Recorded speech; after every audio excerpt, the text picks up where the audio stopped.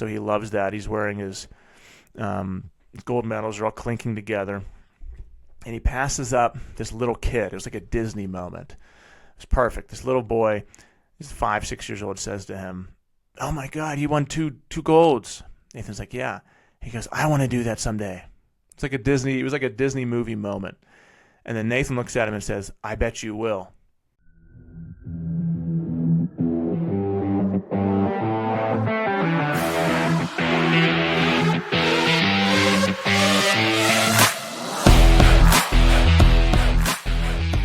Hi, everyone. Welcome to the Rising Father podcast. I'm Chris Rodack. We had an awesome weekend with my son's Jiu Jitsu tournament, and I just want to take you through it because so many groundbreaking lessons happened in his life. He's 9 years old, and he had many moments where his world was just rocked, and he had breakthroughs physically and breakthroughs as a child. He had some breakthroughs that some adults I know, some 40-year-old men haven't even had yet. But he was guided through these failures and these mistakes and these huge triumphs he had. Any moment he had this weekend, me and Sarah made sure that we were intentional about using it as a teachable moment to help him work through it. Because whenever you're at a jiu-jitsu tournament and you're fighting strangers in front of hundreds of screaming people on a mat, it's just you and one other person. The ref says go, you slap hands, and then you just attack the other person. That is terrifying for anyone, for any adult. You think about right now, if you're not in martial arts and you've never done anything like that, you've never wrestled, you've never, even playing football is different because you're on a field far away and you're in the midst of like 20-some people. This is, you're 5, 6 feet away from a crowd of people. Your dad's there watching you, your parents, your friends and family are watching you, your coach is watching you. There's hundreds of people around you, and you're like a gladiator. You're out there fighting. And you slap in, and it's just boom, go. And at that point, you have to have the right mentality. Because if you're cautious, if you're scared, then you're going to screw up. You're going to be tentative. And while you're thinking about what to do, while you're waiting for the other person to react, the match will already be over. Or he'll be on top of you, he'll score points, and he's on his way to submitting you. And that was something that Nathan used to do. He used to slap in, start the fight, and then wait. We used to wait until he was comfortable, and he would react to what the other guy was doing instead of imposing himself onto the other guy. And there's a time for doing the other one if you're very, very experienced. You're the Gordon Ryan type or Marcelo Garcia type who can just kind of sit back and it doesn't matter what happens to you, you can just destroy a guy. But when you're a 9-year-old kid and you slap in, like the thing that makes most of them stuck in place is just fear. It's being scared. It's the same as my son's on this really competitive basketball league. And there's some kids in this league who are just insanely good. I mean, they're 8, 9 years old. They're taking private basketball lessons multiple times a week, and they're just dribbling between their legs, juking out, have more moves than I do. I played basketball up through high school, not in like the high school basketball team, but me and my friends played hours every single day. So we were pretty good. But man, some of these 9-year-old kids, they could blow me out of the water. Like they're juking so fast, and it's crazy. And Nathan spends most of his time on CrossFit and Jiu Jitsu, on his individual kind of combat muscle sports. But he's still way better than I was at basketball at his age. I mean, he would blow me out of the water as a 9-year-old. But he's in this league with all these really competitive kids, and it's a little scary. And for him, I always try to link jiu-jitsu with basketball to help his mentality, because he goes out there and he's a little bit tentative. He's a little bit scared. And he could perform better, not necessarily by practicing more layups, but by just getting over his fear. Like he would hustle more, not if he just for the fact of not being lazy, like because he's not. He would hustle more if he didn't have that fear of, okay, if I run to this corner of the court, what do I do? I don't know. What if someone throws me the ball? What do I do? So that's the same kind of fear as you have in the jiu-jitsu tournament. But the fear from basketball comes also from him just being less experienced. And, oh, my God, if someone throws me the ball, what do I do? But this past weekend, after his jiu-jitsu tournament, which I'll tell you about what happened, he also did really well. So at his jiu-jitsu tournament, he had 7 straight submissions and got double gold. So he had a gi match, or he had 3 gi matches, 4 no gi matches, won every single one of them in about a minute or less, submitted every single kid, and won gold in each division for his age and weight division, which was vastly better than he's done over the past years. And I talked to him yesterday, and we recorded a podcast about this, just me and Nathan. So we'll have a me and Nathan podcast coming out shortly. And we talked about the lessons from this tournament, why he thinks he did good, and what he can take from it, because I really wanted these lessons to sink in. Because life can happen to us, and we can either learn from life or we can ignore all the lessons that happen. The failures happen, and we can either learn from the failure, or we can say, woe is me, that failure happened to me, instead of that failure happened for me. This thing I perceive as negative thing happened to me, and it's either a lesson that I can level myself up with, or it's this thing that's holding me down. And there were multiple times this weekend where we were able to take lessons. So over the past couple years, Nathan's been at the bottom of his age division in the 8-9. So, and he was first turned 8. He had a couple tournaments, and he did okay. And then he had multiple tournaments where he didn't medal at all, and he lost every single match. When he first started jiu-jitsu, his very first tournament, he won 2 matches, lost 2 matches, didn't make it to any of the finals, but they paired him up with these really experienced kids, and he still did amazingly well. He was like 6 to 8 months into jiu-jitsu, said he wanted to do a tournament. I said, go for it. And at that time, I was really happy that he didn't come out and just dominate.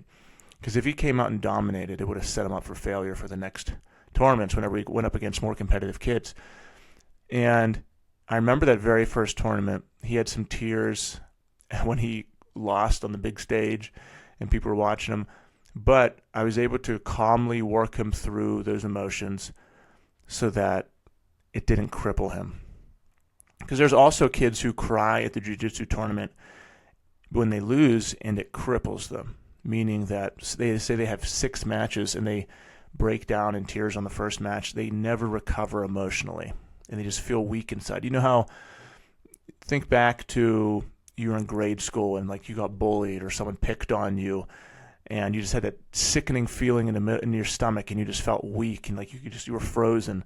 That's what happens to some kids out there on the mat whenever they lose, because it's not like you're losing a checkers game.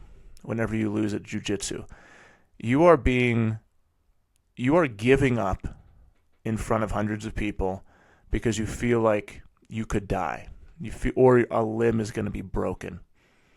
Whenever you stop a jiu-jitsu match and you're on the losing side, you're doing it because it hurts so bad you can't take it anymore, or you feel like you're going to go unconscious.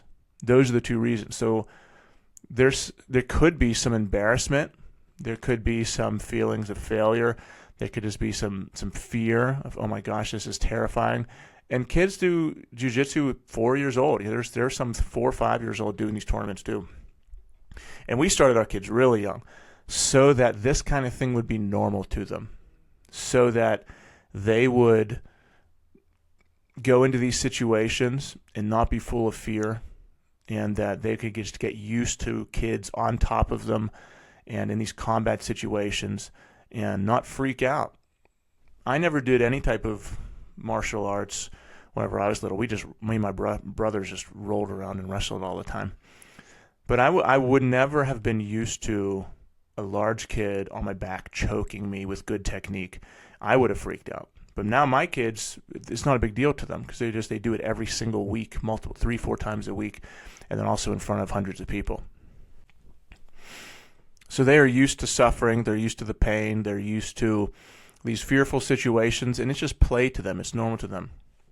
You should watch my daughter at jiu-jitsu practice. She just giggles the whole time.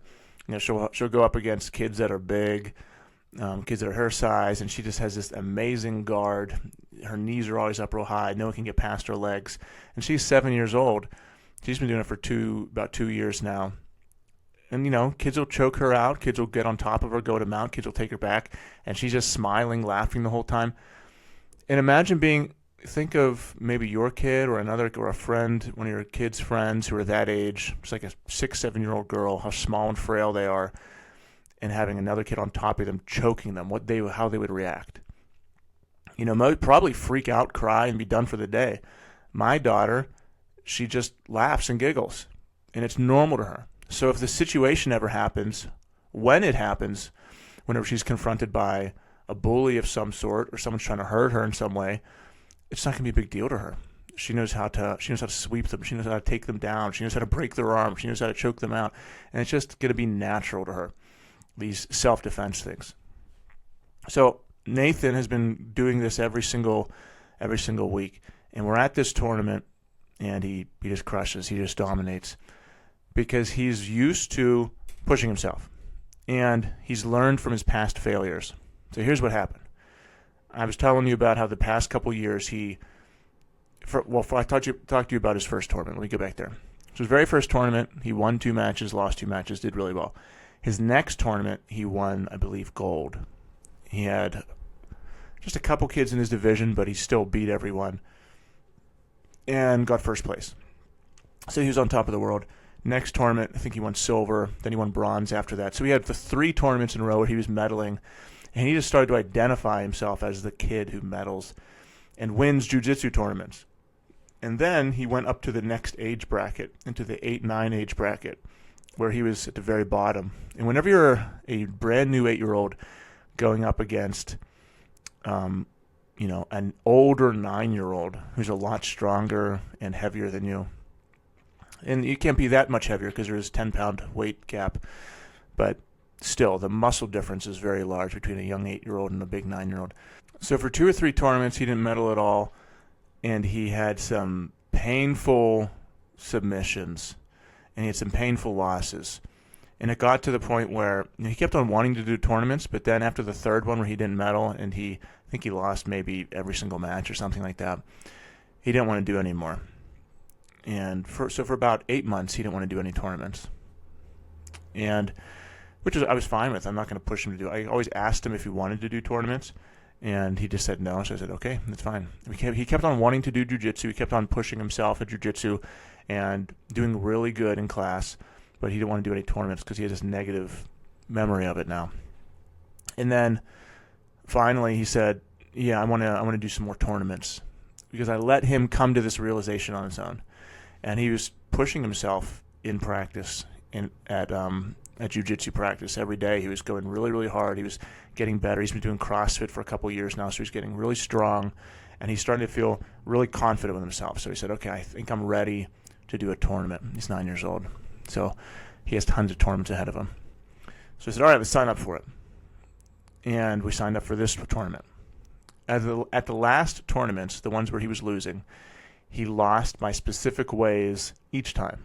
For the first one, it was the guillotine. The match would start, and he would stick his head out, and the kid would just grab his head, drop to his knees, and guillotine him, and he was done in 10 seconds. It happened multiple times at that tournament. He was just out immediately. And he cried a couple times at that tournament, maybe because it hurt, but mostly from embarrassment and just shock, because he's used to these matches lasting 1, 2, 3 minutes where he comes out a winner, and all of a sudden he's done. He's tapping in 5, 10 seconds. So the tears back then were mostly embarrassment and shock. But that happened for one straight tournament. The second tournament, he was leaving his arms out. Whenever he's in someone's closed guard, it's where their legs are around you, and you're supposed to have your arms tucked into yourself, your elbows back, so no one can grab your arms and arm bar you or put you in a triangle, but he wasn't doing that. He was leaving his arms out and putting his arms on a kid's chest, so the kid would just grab his arm and arm bar him real quick. And happened 2, 3 times, boom, he was out of that tournament. So we videotaped all these matches. We rewatched them before this tournament. And over the past months, we've been practicing the exact same moves that he was submitted with. So the moves he was submitted with, I taught him how to do those. And now he's really good at those. So boom, he taps in, he slaps the kid's hand. I taught him to go straight for the guillotine. And then also when if he has a kid in his closed guard and his arms are out, boom, grab the arm, do an arm bar. And we practiced that for months. And then we also did this new challenge. If you remember before, me and my son did a challenge where we worked out every single day for a year, for 365 days. And that's completed now. Couldn't believe it. I watched the first video of our first workout, and he looks so young. And we've been working out every day since then. So it's done. I said, Nathan, what do you want to do, man? He didn't want to do the workout thing again. So I said, okay. I didn't push it on him. I would have loved to have done it again, but then we came up with a better idea. It was his idea. He said, what if we do something with Jiu Jitsu? I was like, sure. I said, what if we do a new Jiu Jitsu move every week so that at the end of the year we know 52 new Jiu Jitsu moves? And then we have to keep on reviewing them so we don't forget them. And we'll keep a Google photo, video album of ourselves. We'll post on our Instagram so we can stay accountable. And every single week we'll say move 1, move 2, just like we did with the workouts. He said, yeah, that's awesome. So we're all the way already at the second week. We know 2 new jiu-jitsu moves. And for me, I'm just thinking about like time and compounding. At the end of 365 days, at the end of this year, he's going to know 52 new moves because we're tracking it and because we're staying accountable and because we're being intentional about it. He's been in jiu-jitsu for 3 years, but he doesn't know 52 moves. If I've been doing this for the past 3 years, he'd know 156 moves, right? But already over the past 2 weeks, he knows these 2 new moves really, really well. And he's really into it. He's all about it. So at the end of 12 months, at 10 years old, he's going to have 50-some new moves that he can just rattle off. As long as I make sure we're intentional about it, we don't forget about it, we don't take it easy on ourselves. We're going on vacation next week. That we don't say, oh, we're on vacation, we're not going to learn a move. No, we're going to make sure we do it. We'll post it, and we'll stay accountable. But how amazing would that be as a 10-year-old to know 52 moves? Also me, it's going to be me, 36 years old. Whenever I'm 37, I'll have 52 new moves that I'll know outside of class, that I'll be able to take into class and dominate. So, or maybe do my own tournament. So this is the new challenge we're doing. And we've been practicing these new moves for this tournament. So he had these past failures at the last tournament, and we used those failures to get better, to succeed at this tournament. And had we just wallowed in our sorrow and misery and quit jiu-jitsu because he didn't do well at his first couple tournaments, he would never have won this tournament. Because he learned from the failures of the past tournaments, he's able to succeed at this tournament. I put a video collage together of him getting armbarred 2 years ago, us working on the armbar, and then him submitting a kid with the same armbar. So it showed the whole circle of failure, from failing to learning to winning, and why you need every single one of those parts. If you have no failure, you have no growth. And without that failure, you don't grow. Without the learning, you stay stuck in failure. And without the winning, none of it pays off. You have to go for it. The failure is the stimulus. It's like the stimulus to the muscle. It's like working out to failure. So when you're at the gym and you're doing a bench press to failure, you stimulate that chest growth. And then there's the learning. That's the recovery period. And then there's the winning. That's whenever you come back and get a PR. But you have to get yourself to the gym. You have to take action to do it. If you are someone who wants to lose 50 pounds, get in the best shape of your life, and restart your life, you are in the failure right now. You're in the misery. You're at the bottom of the pit. You're at the point where I remember what it felt like. It felt horrible. And it's hard to even imagine a time in the future where it will be different. But you're down there, and you're at the failure point. And then you have to get to the learn from the failure point, which is whenever you start to do something to fix that. So you have to do something to fix the failure, which is maybe go to the gym or hire a coach or join a men's program like our Man on Fire program. Just posted a guy who, my man Justin, down 39 pounds in 4 months and just on complete fire. You can check out our Instagram to see his before and after. So he's not even done yet. He's just 4 months in. And then you need the winning part, which is when you take those after photos, and like, oh my God, I don't even remember the person I was. That's what, whenever I see the man I was a couple of years ago, and like a picture of me at the beach, and I talked, my wife would be taking a picture, and I was just like, why are you taking a picture of me? I don't want you to take a picture of me. And I'd be resentful that she was even daring to take a picture of me. Didn't she know that I didn't like the way I looked? And I would see those fat pictures of myself, and I would say, man, who is that guy? That doesn't look like, I don't remember ever being that fat, but I was that fat. And it took a stimulus for me to go on the journey of learning and of understanding nutrition, of working out, but most importantly, being able to push myself past my previous threshold. Like there was a point in the past where I would push myself and I would always stop because it became too uncomfortable, too new, too risky, or I had to invest in myself. Or whatever it was. There was a point where I would just stop and revert back to my previous habits over and over again. And that happened for a decade, happened for years. If you watch the video, there's a video on my Man on Fire website where I take you through my whole story. I'm very brutal with myself about how I was showing up and how I fixed it and how I'm fixing it now for myself and other people. And you can watch that. I'm just really honest about, man. I didn't have it going on. And I was stuck in a cycle of starting and stopping, getting motivated, then giving myself excuses and buying my own bullshit, buying the lies I was telling myself about why I was actually fine, why I didn't have to invest in myself, why, because I was living my life by emotion. So whenever I felt good, I would tell myself that I was good enough. Whenever I felt bad, I would get motivated to do something. And then as soon as that emotion would change, I'd be back to thinking I was good enough. So no real change was happening. I was just riding the roller coaster of emotion and lying to myself constantly. And that is the plight of many men that do nothing in their life. That's what happens to many men who just accomplish nothing, who start fat and end fat. They're at a 9-to-5 they don't like.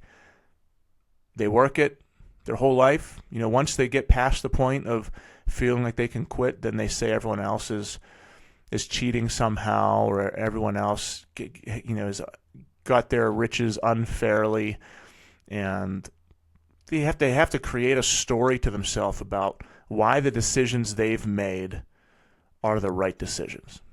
Otherwise, other people's lives are a mirror that they have to look into. So say, I know I'm getting off topic from the Jiu Jitsu thing, but we'll circle around. That's okay. You guys know how this goes. Say you are at a 9-to-5 and you're out of shape, and your best friend works the exact same job as you and is also at the same at the 9-to-5, but is also out of shape. You both hate your job, okay?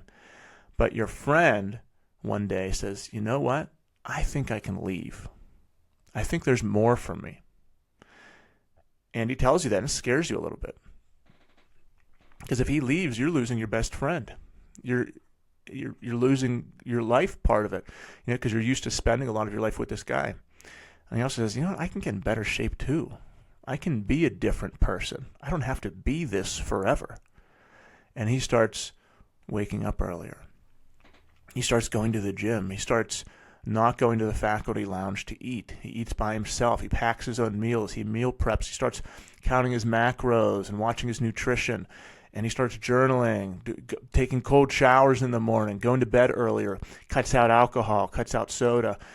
And after a couple months, he's down 20 pounds. He looks different. He's talking different. He feels different. He has more of a fire to him. He's more confident. He's still at the same job. And you're like, uh-oh. You start to get a little scared, even resentful, because you can tell this guy's destined for greatness. You can tell something's changing within this man, and you feel a little dead inside, right? You still feel a little dead inside. And then you start to make jokes at him like, why don't you live it up like I am? I stay up late at night. I play video games. What, you're not even going to have some whiskey? You're not going to smoke with me? And he's just stoic and disciplined and says, nope, going to bed. And then as you wake up at 8 o'clock, you check your phone. He's been awake for 3-4 hours, crushing it at the gym, in the sauna, meditating, journaling. And then you get really scared. You're like, uh-oh, this guy might actually become a success. And then this guy feels so confident with himself, so great about himself, that other people start to notice and say, hey, I want to work with someone like that guy. And this guy's so disciplined, he's reliable, he doesn't take the easy way out. Who is this guy? This is the kind of guy that I want to be on my team. And then that guy gets a job offer from a high-paying job that's different than your job. Or he's so confident that he starts his own business in whatever. He says, I've been able to prove to myself that I can do something that I thought was impossible. Sure, I can start a business. It's okay if it fails. It's okay if there's a mistake. Because if there is a mistake or there is failure, I can just figure it out. It's not a big deal. So then he quits his job, starts his own business, or maybe he takes that better job. He has turned himself into the man that other people want to work with, and turned himself into the man that believes so down deeply in who he is, what he can accomplish, that he's not afraid of failure. And you're still the way you are. You're still fat, still undisciplined, still living the good life, right? Still living the good life, living it up, drinking, playing video games, watching football all Sunday. Well, this guy's building his business, and you're a little jealous. You're a little resentful because this guy did what you could have done, right? So say it took him 6 months to do this from start to finish. Within 6 months, he completely transformed his body, quit his 9-to-5, and now runs his own business. But you are doing the exact same thing that you've always done, and physically the same or worse. You have to, at that point, justify to yourself why you are the way you are, or else you're going to go crazy. You have to either accept that you're just a lesser person, or you have to create a story to yourself that justifies why you are the way you are and why it makes sense that he is the way he is. You might say, well, maybe he got money from his parents, or he had more time to work on this than I do. I've got a dog, I got kids at home. It's too crazy for me. Maybe in 5 years, my life will be better. Right now, I just have to accept where I am. Or that guy cheated. That guy got super lucky. I'm down on my luck. I never have. You have to. Your brain goes crazy, and your ego is going crazy at that point. It's like a pivotal moment for you. You have to decide whether it's your time to rise, or it's your time to accept that you're going to live a lesser life. You have to be okay with that, either direction. What causes eternal torture is whenever you lie to yourself and try to keep up that lie. Whenever you say to yourself, I couldn't have done it, even though you're basically the exact same person on the exact same timeline. You could have done it, but you tell yourself you couldn't have done it when deep inside you know you could have. So it's like your soul is telling you that you could have done it, but your brain, your ego, is telling you that you couldn't have done it, because your ego is trying to protect your ego, is trying to protect itself. But your soul is like, let me free. Let me be the man I know that's inside. Please just let me be that man. And your stupid ego and your brain saying, no, you couldn't have done it. Things are too hard for you right now. There's no way. Just keeping you stuck forever. And then you look over and this guy, and he's making more money. He's confident with his family. He's living a great life right now. He looks great. He feels great. He's confident. And then you're just having this internal battle with yourself of you just justifying to yourself why you are the way you are. So that happens to guys, and some of them keep up these lies forever to protect themselves. Some of them get very bitter. I know many teachers who wanted to leave, who could have been amazing at so many things, but didn't want to teach, continued teaching, and then they just get super jaded and bitter. I didn't want to be like that. That's why I had to do something different. I had to do what I had to go somewhere where my potential was not capped. There's some professions and careers where it doesn't matter what you do, you are capped. I had to go somewhere where I wasn't capped. And, you look at people who are doing more, and it forces a mirror onto yourself where you say, either I can do that too, and it's a motivating thing for you, or you say, they cheated. I can't do that because blah, blah, blah.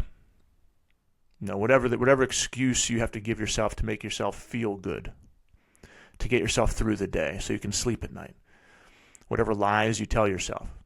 I go through it all the time when guys talk to me about joining my program. If you're in sales, many of you listening are in sales positions. You have, it's part of it is a numbers game. It's a filtering process. You try to find the people who are ready to act, who are ready to change their life, and who are ready to accept help. And you run into some people who are they're not there yet. They're in the process of just lying to themselves. So they'll fill out the application. They'll talk to you on Instagram. They'll even have a call with you, but they just are tricking themselves into thinking they want to act. And then whenever it comes time to act, they realize, oh, shit, I was just lying to myself. I'm not ready to do this. And then you have other people who, like the Justin guy I was telling you about, who we just posted, who's like, no, I'm all in. Like, it's now or never. I'm ready to change my life right now. And then they just go all in. They change their life, and they're a different man forever. And you run into both types of people. So you could be at any one of these moments, but the thing that I would say is be honest with yourself as to where you are. Stop lying to yourself. If you continue to lie to yourself, you're just creating this chaotic web that's hard to discern what's reality and what's not. What really is true? Who am I? I was talking to a guy on one of our brotherhood call yesterday, and we have a Monday 12 p.m. EST call, one of our three weekly calls. So I was talking to him, and he was saying that he just doesn't feel right. He just doesn't feel good, and he feels a little lost. So I said, well, have you been off your routines? Have you been counting your macros? Have you been hitting the gym? I said, no. I've been really sloppy the past week. That is why. Because now he's lost his identity. He's lost part of his identity. Because he's in this hazy gray area of, am I the disciplined guy who works out and goes to the gym and follows his macros? Or am I the guy who sleeps in, eats whatever he wants, and doesn't work out? I'm telling myself I'm this guy, but I'm acting like this guy. So he has one foot in each pool, and he's not all in. Because he's not all in either direction, he's in this torturous middle ground where he's having an identity crisis. And you could do the right thing for a year straight, and then you can have a couple days where you go off your routines and you feel like that old self. But then you do the next 7 days, you hit all your routines, you hit all your gym, you go to the gym, you hit all your accountability. Boom, you feel like an amazing person again, because now you're doing the things that the real you is doing. So no identity crisis. But anyway, let's circle back to the jiu-jitsu. So we learned from our failures, and he had all these great submissions that he learned because he was submitted before. Had he not failed before, he would not have won this time. So he learned from those. And then a couple other amazing things happened, breakthrough moments for him for the rest of the tournament. As we were leaving, he has his gold medals around his neck. They're shaped into shape of sharks, so he loves that. He's wearing his gold medals are all clinking together. And he passes up this little kid. It was like a Disney moment. It was perfect. This little boy, he's 5, 6 years old, says to him, "Oh my God, he won two golds." Nathan's like, "Yeah." He goes, "I want to do that someday." It was like a Disney movie moment. And then Nathan looks at him and says, "I bet you will." And I heard the whole thing. And I was never more proud of my son than at that moment. Never more proud. It's nothing. That was better than him winning the golds. It was him using his success to inspire another person. And then I wrote that moment down because I said, this has so many great lessons in it. Because Nathan decided to push himself, decided to suffer in the gym, decided to become great, he can now inspire other people. If he was just one of the many video game playing kids that, is overweight, obese, and just does nothing, if I allowed him to become that, and he allowed himself to become that, then he wouldn't have been able to inspire this kid. This kid right now could be thinking about Nathan and trying harder. He could be working out, watching what he eats, and potentially change his life forever because he was inspired by Nathan being great at that moment. And I discussed this with Nathan. I said, because you decided to be great and push yourself and not give up, you changed this kid's life. And he just smiled. He let that sink in. We all let that sink in. It made him feel so good. He was even, felt like more happy and proud than whenever he picked up those gold medals. And then afterwards, we went to the pool, hot tub. We kind of chilled out there for a little bit, let everyone just decompress, take a shower, relax in the pool. And Nathan sitting in the hot tub. He says, Dad, I feel weird. I don't feel normal. I said, what, physically? Do you not feel good? He said, no. He's like, it's like on the inside. And I knew exactly what was wrong because I go through this too. I'm the same kind of person. So I said, do you feel like you should be happier that you won? And he said, yes. He couldn't define what was bothering him, and that just clicked. He said, yes, that's it. And so I just smiled. I said, Nathan, I said, welcome, man. This is what I go through. This is what many people go through. And guess what? That's because you're a winner. That's because you are someone who's going to achieve great things. So I said, just let the feeling sink in. Don't run from it. There's nothing wrong with having that feeling. Just let it wash over you. And what that is you won the gold, and now you want the next thing. I said, you're already thinking about the next tournament, right? I said, yeah. And he told me earlier how he was already thinking about, man, I need to eat clean so the next tournament, I'm good to go, so I'm ready to go for the next tournament. And I said, that's what I do too. As soon as my wife yells at me, as soon as I have a great accomplishment, I enjoy it for 1 minute, and then I'm back to working for the next thing. Like I don't take a week off and just enjoy what I've done. And he said to me on his own, he said, I kind of liked the actual tournament, the rolling, better. I said, so whenever you were actually in there fighting kids and in between the matches, when it was like exciting and you were working, I said, you like that part the most, more than the medals? And he said, yes. I said, yes, man. I said, so the journey was the best part. So being in the mix, being in the fight, and the actual journey was better than the results, than the goal, than getting the medals. He said, yeah. I said, there's nothing wrong with that. That just means that you're someone who always likes to achieve things.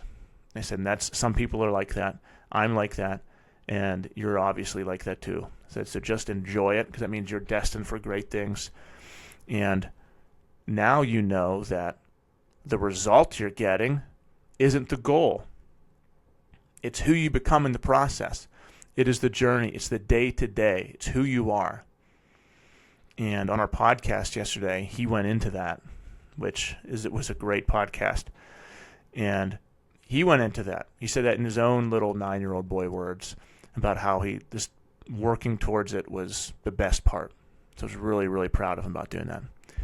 And he had a couple other moments in the tournament where, he was in tears. He got elbowed in the eye by a girl, and like 10 seconds into the match, and he was crying, and he came over to me, and then he went back and continued the match, and then ended up winning that one. And then also, he won gold in gi, and then his very first match in no gi, he walks out onto the mat, and the ref goes, you have 5 minutes to change your shorts, or you're going to be disqualified. I said, what? He said, you can't have pockets in your shorts. And this is our probably third year of doing these tournaments, and no one has ever said anything about pockets in their shorts. Every single tournament, he said pockets in his shorts. So he said, okay, can we turn them inside out? I said, nope. So what we had to do was go grab his friend's shorts, who didn't have pockets, change. And then the person he was competing against also didn't know about this rule and had the wrong shorts, so they were freaking out. So my wife ran to the merch store, bought these shorts that were compliant that they happened to be selling for $40. These little kid gym shorts for $40. And she bought a pair of those. We gave those to the person he was fighting so they could fight.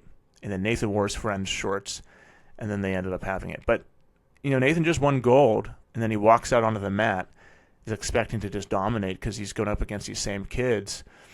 And the guy says, nope, you're going to be disqualified. You'll get nothing. So he just breaks down at that point. And I had to pull him off to the side, calm him down, and talk him through this. And then once he had the right shorts on, I went back onto the mat, and I said, Nathan, this is actually a really good opportunity for you. He's like, why? I said, because the other kid you're fighting right now, they might not be as calm as you are right now. They might be freaking out about this whole shorts thing, but if you don't let it get to you, if you can just stay calm and stay in the moment and just not let it bother you, then you can have a really big advantage. He's like, okay. And he kind of wiped his tears away, got it together, won the match. So just an amazing weekend, full of moments, full of lessons, full of great growth for everyone. And the best part of all of it, honestly, the very best thing that happened was my son telling another boy that someday he's going to be great. Just inspiring him, And that's what we all need to do. That's our job as fathers. It's to inspire people. I remember older men all throughout my life, whether it was my own dad or a professor or a coach or mentor of some kind, making me feel special and making me feel on fire and powerful because they believed in me. So now that's our job. That's what we have to do to our kids and other people as leaders, as fathers, as husbands, as men. That's what we are supposed to be doing. So we have to step up. We have to become that kind of person that can inspire and light a fire in other people. So that means we have to do things that are uncomfortable. We have to push ourselves. Or else, guess what? We're going to die and have a life full of regret. And we don't want that. We want to be able to look back and say, man, I gave everything. I went 100%. I went all in, especially with my family. All right, guys, thank you so much. If you're listening to this, if you enjoyed it, please leave a 5-star review wherever you are listening. That really helps this podcast get out to people. People message me every day and say they've been listening to this podcast for a long time, and it's changing their life with the guests, with the perspectives, and it's because someone sent them the podcast. So I appreciate every time you've done that. My life, when I have these level ups in my life, it's not because of something inside of me that sparked. It's because someone else sparked something inside of me that I didn't know was there. Maybe I listened to something. Maybe a coach told me something. Maybe it's a friend or family, someone. But it was because someone else reached into me and lit a fire, and then I was able to give that to other people. So anytime you do that, you're helping to lift other people up. So I appreciate that. All right, guys. Talk to you soon.